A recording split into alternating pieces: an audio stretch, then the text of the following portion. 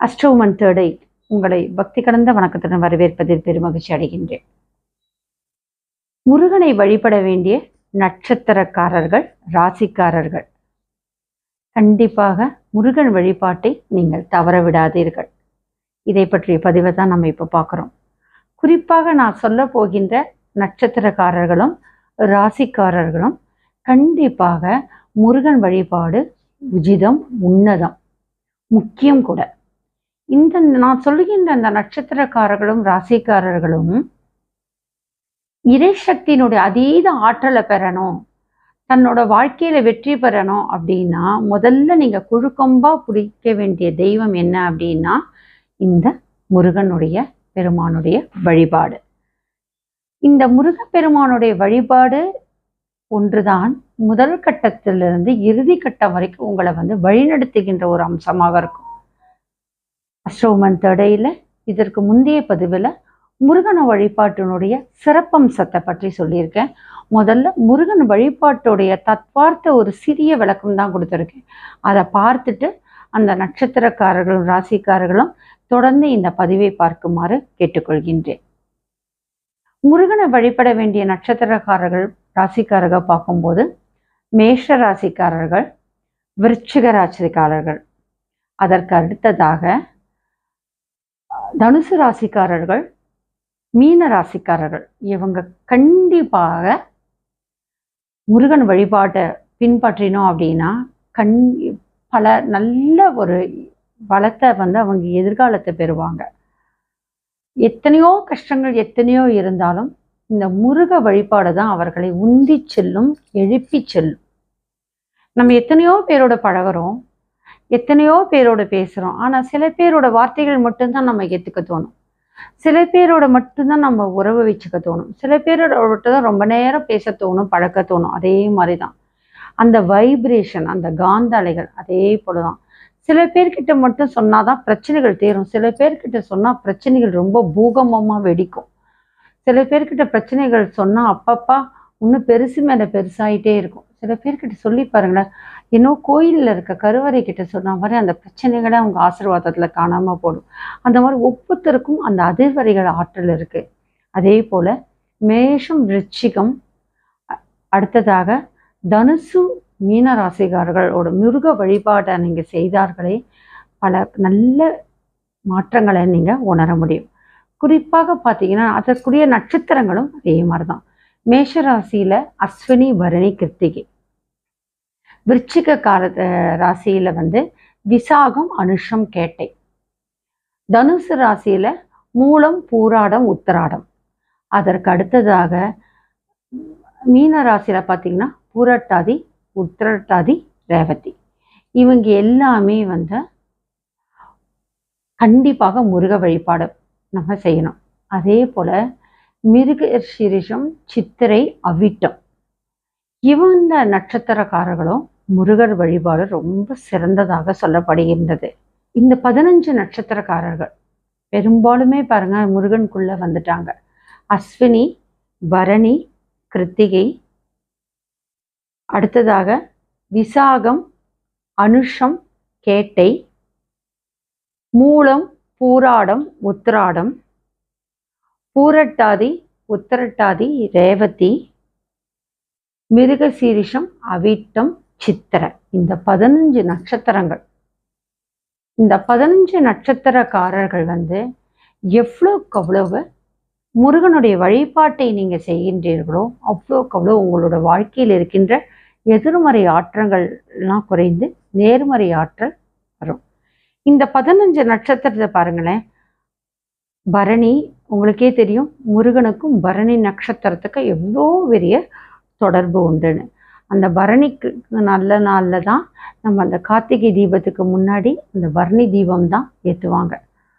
அதே போல் பார்த்தீங்க அப்படின்னா பரணின்னு சொன்னாலே வெற்றிக்குரிய நாட்கள். இதை பற்றியும் ஒவ்வொரு நட்சத்திரத்துக்குரிய சிறப்பம்சம் கூட 27 நட்சத்திரத்துக்குரிய சிறப்பம்சம், 27 நட்சத்திரத்துக்குரிய அதிதேவதை, காரகத்துவம், 27 நட்சத்திரக்குரியவர்கள் எப்படி எந்தெந்த தளத்தில் எவ்வாறு வழிபாடு செலுத்துவது, நித்திய கர்மா பூஜை, நித்திய பூஜையை 27 நட்சத்திரக்காரர்கள் எவ்வாறு செய்வது, அது அவர்களுடைய அந்த வாழ்வில் ஏற்படுகின்ற முற்பிறவி இந்த பிறவியில் இருக்க கோச்சார கோள்களுடைய அந்த வினைகளை, அந்த சுழற்சியில் ஏற்படுகின்ற அந்த காரகத்துவத்தின் காரணமாக ஏற்படுகின்ற வாழ்வியல் மாற்றங்களை எப்படி நல்ல விஷயங்களை எதிர்கொள்வது, கெட்ட விஷயங்களை எப்படி மாற்றி காட்டுவது என்பதை பற்றிய பதிவுகளை எல்லாம் 27 நட்சத்திரக்காரர்களுக்குரிய ஒரு தனித்தனி பதிவை அஸ்ட்ரோவுமன் தேர்டையில் நம்ம பார்க்க போகிறோம். அஸ்ட்ரோவுமன் தேர்டையை சப்ஸ்கிரைப் பண்ணுவது வரவேற்கிறோம். அடுத்தது பார்த்து கிருத்திகை நட்சத்திரமும் முருகனுக்கு உகந்த நட்சத்திரம். யாரெல்லாம் கிருத்திகை விரதம் இருக்காங்களோ அவங்களுக்கு எல்லாமே ஆறுமுகனுடைய அருள் உண்டு என்று சொல்வார்கள். அந்த கார்த்திகை பெண்கள் அந்த அறுவர் வந்துட்டாங்கனாலே அந்த 6 சக்திகளும் இணைந்த ஒரு தன்மை, அந்த பஞ்சபூதத்தோடு இணைந்த ஒரு தன்மை, அந்த நெற்றிக்கண்ணிலிருந்து வருகின்ற அந்த சிவபெருமானுடைய தன்மை, இதெல்லாம் கிருத்திகை வழிபாடு கொடுக்கும். அதீத சக்தி தனிப்பட்ட முறையில் பரணி வழிபாடு, கிருத்திகை வழிபாடு, சஷ்டி வழிபாடு, விசாகத்துடைய வழிபாடு, முருகனுக்கும் பௌர்ணமிக்கு உள்ள தொடர்பான வழிபாடு, முருகனுக்கும் கிழமைக்குரிய வழிபாடு, முருகனுக்கும் வெள்ளிக்கிழமைக்குரிய வழிபாடு, இது போன்ற விஷயங்கள் எல்லாம் தொடர்ந்து அஸ்ட்ரோவுமன் தேர்டையில் நம்ம பார்க்க போகிறோம். இதில் பார்த்தீங்கன்னா அஸ்வினி, பரணி, கிருத்திகை, இந்த பரணி கிருத்திகை முருகனுடைய எவ்வளோ தொடர்பு பாருங்க. அதுக்கு அடுத்ததாக பார்த்தீங்கன்னா விசாகம் மனுஷம் கேட்டையிலையும் பார்த்தீங்க அப்படின்னா அந்த விசாகம், வைகாசி விசாகம் முருகனுக்கு எவ்வளோ விசேஷம் அப்படின்றதும் உங்களுக்கு தெரியும். ரொம்ப ஒரு சிறப்பம்சம் என்ன அப்படின்னா, முருகான்ற நாமம்தான் அந்த வல்வினைகளை ஓட்டும். இதில் பெரும்பாலும் முருகன் வழிபாடு ஏன் இவர்களுக்கு சொல்லப்படுகின்றன, மேஷம் மற்றும் விருச்சிக ராசிகளுக்கு ஏன் முருகன் வழிபாடு சிறந்தது என்று சொன்னால், மேஷம் மற்றும் விருச்சிக ராசிகளுக்குரிய அதிபதி யார் என்று சொன்னால் செவ்வாய் பகவான். செவ்வாய் கடவுள் அப்படின்னும் போதே செவ்வாயின்றாலே போருக்குரிய தலைவனாக சொல்லப்படுகின்றது. அதே போல செவ்வாய்க்குரிய போருன்னும் போதே போர்க்கடவுள் முருகப்பெருமானை தான் சொல்றோம். முருகனை போர்க்கடவுள் என்றுதான் சங்க இலக்கியத்தை நாம் வர்ணித்திருப்பார்கள். செவ்வாயும் அந்த போர்க்குரிய திறமை உடையவர்கள் தான். அப்போ செவ்வாய் என்று சொல்லும்போது இரத்தக்காரகன் சொல்லப்படுகின்றது. அதனால செவ்வாய் தோஷம்ன்றதே எதற்காக பார்க்கப்படுகின்றது, ஒருவருடைய ஜாதகத்துல செவ்வாய் தோஷம் பார்த்து கல்யாணம் பண்ணுன்றது எதற்காக அப்படின்னா, அவர்களுடைய இரத்த கலப்பு, அந்த இரத்தத்தினுடைய தன்மைக்கேற்ற பிறகுதான் அவர்களுடைய வம்சத்தினுடைய தன்மையும் அவர்களுடைய வாழ்வினுடைய அந்த உயிர் நாடியே இருக்கின்றது. இதை பற்றிய செவ்வாய் தோஷத்தை பற்றிய அறிவியல் பூர்வமான ஒரு கருத்துக்களையும் நம்ம அஸ்ட்ரோவுமன் தேர்டையில் பார்க்க போறோம். இந்த செவ்வாய் இரத்தகாரகன், போர்க்காரகன். இந்த செவ்வாய்க்கான அதிபதி யார் அப்படின்னு சொன்னால் முருகப்பெருமான். இன்றைக்கும் பார்த்தீங்கன்னா அங்காரக தோஷங்கள் இருக்கு, செவ்வாய் தோஷம் இருக்குன்னு சொன்னாலே முதல்ல நம்ம வழிபட வேண்டிய தெய்வம் அப்படின்னாலே 2 தான், முருகப்பெருமான், துர்க்கை. போர்க்கடவுள்னாலே முருகப்பெருமான், கொற்றவை தான் துர்க்கையுடைய அம்சம். செவ்வாய் தோஷம் உள்ளவர்கள், செவ்வாய்க்கிழமையில பிறந்தவங்க, செவ்வாய்க்குரிய நட்சத்திரத்தை பிறந்தவங்களுக்கான கடவுள் என்று சொல்லும்பொழுது இந்த முருகப்பெருமானையும் துர்க்கை வழிபாடு தான் நம்ம பெரும்பாலும் சொல்கின்றோம். திருமணத்திலும் இந்த செவ்வாய் தோஷன்றது மிகப்பெரிய காரகத்துவத்தை நமக்கு கொடுக்கின்றது. அதனால்தான் பெரும்பாலும் செவ்வாய்க்கிழமை ராகு காலத்துல துர்க்கைக்கு விளக்கேற்றுங்கன்னு சொல்லுவாங்க. இந்த செவ்வாய் தோஷம் விலகுவதற்காகவும் இந்த அஸ்வினி, பரணி, கிருத்திகை, விசாகம், அனுஷம் கேட்டை, மிருகசீரிஷம், சித்திரை, அவிட்டம், இவங்க எல்லாருமே முருகன் அந்த செவ்வாய்க்குரிய காரகத்துவம். இந்த 9 நட்சத்திரக்காரர்களும் இவர்கள் கண்டிப்பாக முருகன் வழிபாடு வாரம் ஒரு முறையாவது செய்யணும். கண்டிப்பாக செவ்வாய்க்கிழமை வழிபடணும். மீதி 15 மீதி நட்சத்திரக்காரர்கள் மற்ற நாள்கள் கூட வழிபாடு செய்யலாம்.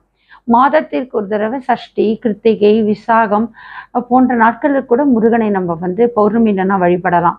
ஆனால் அஸ்வினி, பரணி, கிருத்திகை, விசாகம், அனுஷம் கேட்டை, மிருகசீரிஷம், சித்திரை, அவிட்டம், இந்த 9 நட்சத்திரக்காரர்களும் செவ்வாய்க்குரிய காரகத்துவம் உரியவர்கள் அனைவரும் கண்டிப்பாக ஒவ்வொரு செவ்வாய்க்கிழமையும் குறைந்தபட்ச வீட்டிலேயாவது முருகன் வழிபாடு செய்து விட்டு தான் நம்ம கிளம்ப வேணும். ஏன்னா வெளிநாடுகள்னா சில இடங்கள்லாம் முருகனுடைய கோயில்கள்லாம் இருக்காது.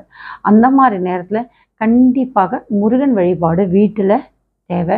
முருகனுடைய படத்தை வைத்துக்கொண்டு அல்லது வேலை உங்கள் கையில் வைத்துக்கொண்டு வேல் வழிபாடு அபிஷேகம் செய்யலாம். வேலுக்கு அபிஷேகம் செய்தாலே முருகனுக்கு வழிபாடு செய்த மாதிரி, வேலுக்கு அபிஷேகம் செய்தாலே பிரபஞ்சத்துக்கு வழிபாடு செய்த மாதிரி. நான் உங்களுடைய அடுத்த பதிவில் தொடர்ச்சியான விஸ்வமல்ல வேல் வழிபாடு பற்றியும் வேல் அபிஷேகத்தை பற்றியும் அதற்கான சிறப்பு செழிப்பு என்ன வரும், வேல் வழிபாடு செய்தால் என்னென்னா நமக்கு கிடைக்கும் அப்படின்றதான் அஸ்ட்ரோவுமன் தேடையில் பார்க்க போகிறோம். அஸ்வினி பரணி கிருத்திகை விசாகம் அனுஷம் கேட்டை மிருகசீர்ஷம் சித்திரை அவிட்டம் இந்த 9 நட்சத்திரமும் செவ்வாய்க்குரிய காரகத்துவத்தோடு இருக்கதன் காரணமாக இந்த நட்சத்திரக்காரர்கள் கண்டிப்பாக நீங்கள் முருகன் வழிபாடு செய்யணும். எவ்வளோக்கு அவ்வளோ முருகன் வழிபாடு செய்யறீங்களோ அவ்வளோக்கு அவ்வளோ உங்களுடைய வாழ்க்கையில் வெற்றி கிடைக்கும். உங்களுடைய தடைகள் நீங்கும், சுபிட்சம் பெருகும், வளர்ச்சி வரும், உங்களுடைய மனநிலை கட்டுக்கோப்பாக வரும். ஏன்னா செவ்வாய் என்றாலே இரத்தக்காரகன். அந்த பிபி இருக்கு, பல்ஸ் சம்மந்தப்பட்ட விஷயங்கள் இருக்குது, ரத்தம் சம்மந்தப்பட்ட கார்டியாக் டிசீஸ் இருக்குது. அதே மாதிரி பார்த்திங்கன்னா உங்களுக்கு பிளட் கேன்சர்ஸ் வருது, புற்றுநோய் வருது, கர்ப்பப்பையில் கோளாறு, அது மாதிரி ஒரு அம்சம் இருக்கவங்க, ரத்தம் தொடர்புடைய நோய்கள், ஸ்கின் டிசீசஸ், அதாவது தோல் நோய், இதெல்லாம் யார் யாருக்கு இருக்கு, இந்த மாதிரி வியாதிகள்னால் யார் யாருக்கு இருக்கோ, பிளட் ப்ரெஷர், பிபி, அதே மாதிரி ஸ்ட்ரோக் வரவங்க, இந்த மாதிரி தோல் நோய் வரவங்க, ஹார்ட் பேஷண்ட்ஸு, அடிக்கடி மாதவிடாய் 15 நாளுக்குள்ளே வருது, இரத்தப்போக்கு அதிகமாக இருந்துகிட்டே இருக்கன்னு நினைக்கிறவங்க, இந்த மாதிரி நோய் உடையவர்கள்லாம், கேன்சர் போன்ற நோய்கள், இரத்த புற்றுநோய் போன்ற நோய் உடையவர்கள். அதுக்கு அடுத்ததாக பார்த்திங்க அப்படின்னா அடிக்கடி விபத்து நேருது, கொஞ்ச தூரம் நடந்து போனால் கூட தடிக்க விழுந்து ரத்த காயம் ஏற்படுறது, மரணத்துக்கு நிகரான அந்த கண்டம் வருது, உங்களுக்கு அகால மரணத்துக்கு உண்டான ஒரு அறிகுறியெல்லாம் நமக்கு காட்டுது, வாகனம் எடுத்தாலே ஒரு விபத்து வருது, அடிக்கடி நோய் ஏற்படுறது. இந்த மாதிரி ஒரு காரகத்துவம் யாருக்கெல்லாம் இருக்கோ, யாருக்கெல்லாம் வாழ்க்கையில் இருக்கோ அவங்கெல்லாம் கூட இந்த முருகனுடைய வழிபாடை நம்ம பின்பற்றோம். ஏன்னா முருகன் வழிபாடுன்றது இதெல்லாம் செவ்வாயோட காரகத்துவம், இரத்த சம்பந்தப்பட்ட நோய்கள். இந்த இரத்த சம்பந்தப்பட்ட நோய்களுக்கெல்லாம் காரகன் யார் அப்படின்னா செவ்வாய் பகவான். அந்த செவ்வாய் பகவானுக்கு அதிபதி யார், அங்காரக பகவானுக்கு அதிபதி யார் என்று சொன்னால் முருகப்பெருமான். இவர்கள்லாம் தொடர்ச்சியாக முருகனுடைய வழிபாடை நம்ம பின்பற்ற வேண்டும்.